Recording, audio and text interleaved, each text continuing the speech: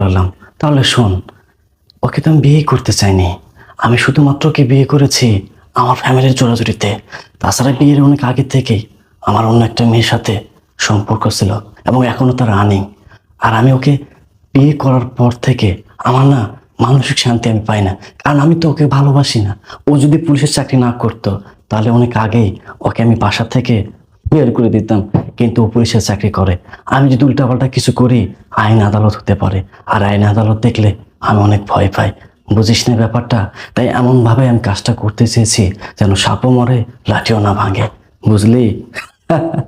ও আচ্ছা ম্যাডাম, এবার তো নিজের কেন সবকিছুই শুনলেন। আমি আপনাকে অনেক বলছি, আপনি বিশ্বাস করেন নাই। এবার ওঠেন। ধন্যবাদ নিজাম তোমাকে।